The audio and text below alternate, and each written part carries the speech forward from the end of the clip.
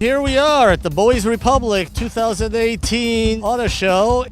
And it's important because Steve McQueen went to this school before he became a famous movie star.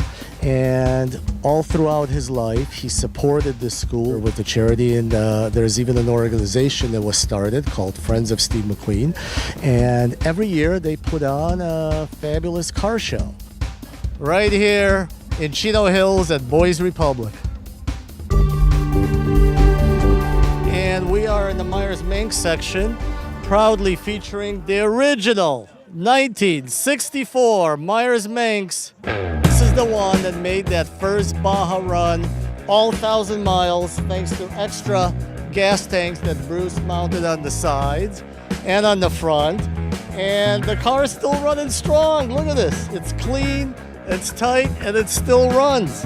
The very first car to set a record was John Crean. And John Crean had a Myers-Manx. He stopped and camped, however. I don't know how you set a record when you stop and camp, but he did. The record was somewhere around 50 hours. Well, it didn't beat the motorcycles, but it laid down the rule for an automobile. First car ever. Then I came along with this car and Ched Mangles, and we beat the motorcycles by several hours, 5 or 6 hours. And so that's the second one. Now, then there was a Nash Rambler. Now, the Nash Rambler is very important. You know why? Why? It says, oh, I can go racing with anything. See, that opened the mind of the dreamer. The backyard dreamer can go and do it with a Volkswagen bus or a Volkswagen sedan or a Nash Rambler. That was the point I think that Nash Rambler made. It was that you can do this. You don't have to have anything fancy like a motorcycle or a fancy dune buggy. You can do it with anything, and they did. They beat us by an hour. The Rambler? Yeah. They set a record in 30 hours flat. They only did it twice, and they got it upside down at 100 miles an hour around a curve they didn't make, and landed upside down, broke their arms. Then we came along, and then the first race was put to create it in the early part of 1967, and that was won by another Myers-Manx.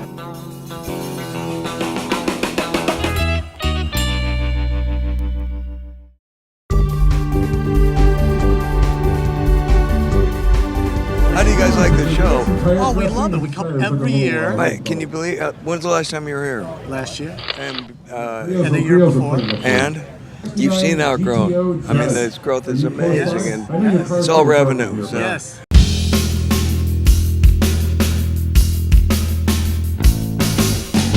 Do you ride? Yeah, I grew up riding. Yeah, Ride? What's your pleasure? 2 wheels, 4 wheels? I'm more of a four-wheel guy. I grew up racing go-karts, so that was always my vice.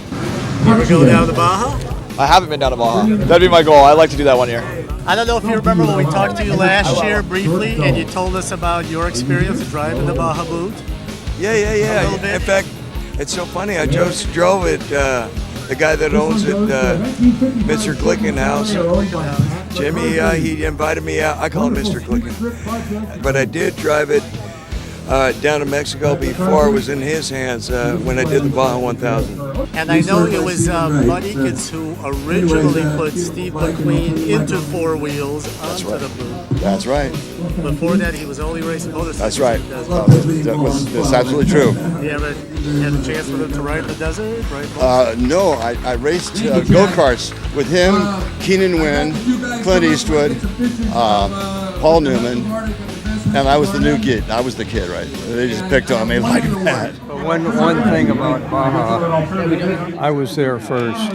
Yes. Bud got into the Baja thing later.